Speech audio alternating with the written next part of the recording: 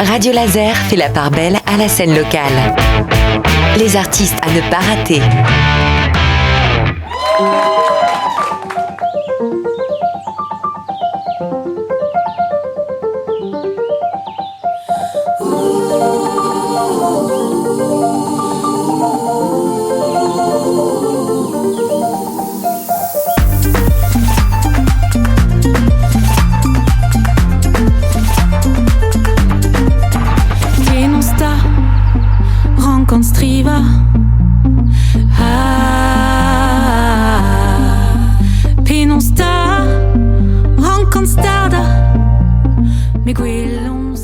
On continue ensemble sur Radio Laser d'explorer la scène locale et cette semaine c'est le duo Emezi qui est avec nous. Perrine et Élise sont deux chanteuses qui font une pop très actuelle et si vous avez raté l'épisode d'hier, eh bien sachez que la particularité c'est qu'elles chantent en breton. Alors Emezi ça date pas d'hier mesdames, on peut d'ailleurs aller écouter ce que vous faisiez au début du projet, on se rend compte que c'est assez différent de ce que vous nous proposez maintenant. Alors est-ce que votre son a autant changé parce que maintenant vous vous lâchez beaucoup plus quand vous êtes en studio ? Le son, il a clairement évolué. On a sorti notre premier album, un premier EP en 2022 qui s'appelait Tentadur, avec 6 titres et franchement plus acoustique. Enfin, on commençait un peu à voir les débuts de son et plus électro, c'est clair, mais c'était quand même assez timide. Et là, cet album-là, ouais, le son, il a évolué parce qu'on a travaillé aussi avec un beatmaker qui a apporté toutes des sonorités beaucoup plus abouties, on va dire. Il a un peu transformé notre son aussi. Et c'est vrai qu'on se lâche. On se dit que plus ça va et plus on enlève comme un oignon qui enlève ses peaux pour montrer ce qu'il est vraiment. Je pense qu'on a tendance à de plus en plus enlever des couches, quoi. Élise, la métaphore de l'oignon, elle vous convient ? Je l'avais jamais utilisée, mais ouais, c'est nouveau, mais oui, pourquoi pas, c'est vrai. C'est un peu ça. On évolue, c'est normal, donc et on s'autorise plus de choses. Donc je suis d'accord avec Perrine, c'est vrai. Et en tout cas, il y a pas longtemps, je réécoutais notre premier EP et je me disais ah oui, on a vraiment évolué et je suis fière quand même du chemin. Enfin, je suis fière du chemin qu'on prend et voilà, on verra la suite. Peut-être qu'on aura encore autre chose à dire plus tard et dans peut-être d'autres styles, on ne sait pas. Bon, en tout cas, Élise, votre album, il prouve qu'on peut être influencé par la langue et la culture bretonne sans pour autant s'habiller en bigouden. C'est un peu cliché, mais pour certaines personnes, la réflexion peut peut-être se faire comme ça. Donc, est-ce que cette féminité bretonnante, c'est quelque chose que vous avez réfléchi toutes les deux ou ça vient comme ça ?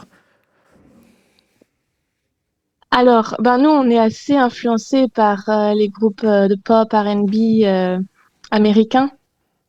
Donc, c'est sûr que on avait envie d'avoir un style qui correspondait au style de musique qu'on fait.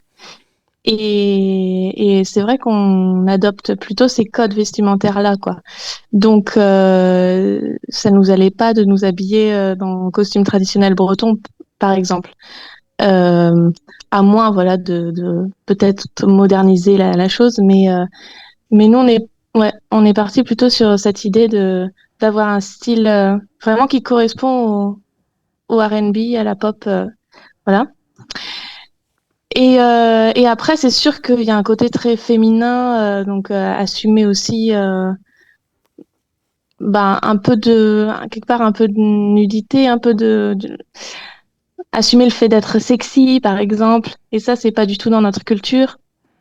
Et on a envie d'aller vers ce chemin parce que on pense que si en Bretagne, c'est pas évident forcément. On a un héritage aussi de la culture. Par exemple, nous on vient du Léon, donc on sent un peu le poids de la religion, même aujourd'hui, quoi. On a tout cet héritage et on trouve ça important de s'émanciper.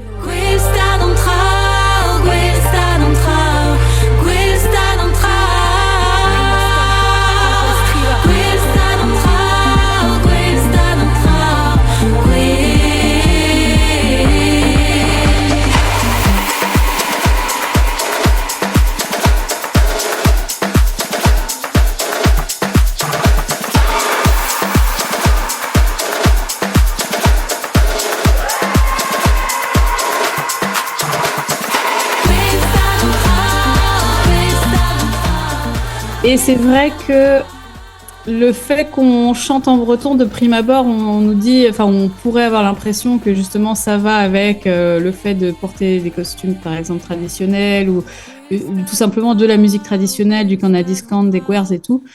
Et nous, en fait, on n'a pas fait ce chemin-là. Je pense que c'est parce que nous, on a toujours beaucoup chanté en breton dans d'autres styles. On a été toutes les deux en chorale.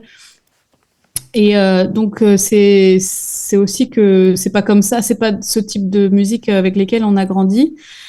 Et enfin en tout cas pour moi, j'ai toujours beaucoup chanté en breton et du coup ça me paraît c'est logique de continuer à le faire même dans des styles où on l'attendait pas en fait. Et du coup dans ce sens c'est pas vraiment une réflexion qu'on a menée avec Élise, c'était plutôt naturel.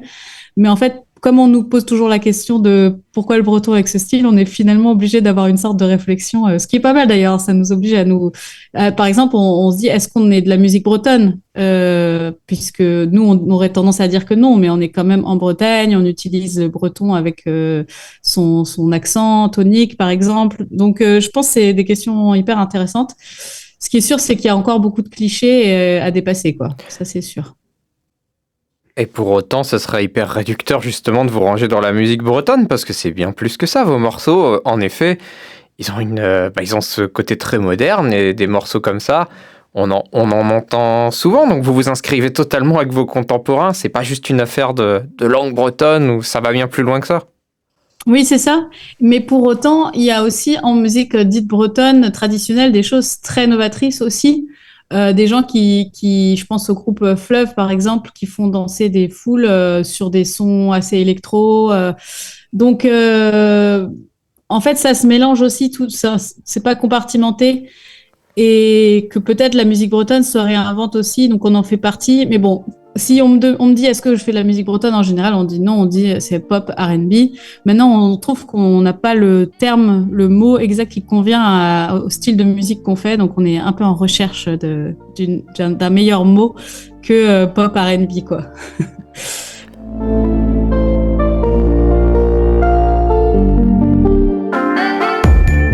On retourne au cœur de cet album 30 degrés avec le morceau Luskel. Et puis demain, on retrouve Élise et Perrine pour continuer à découvrir tout ce qu'Emezi a à vous proposer.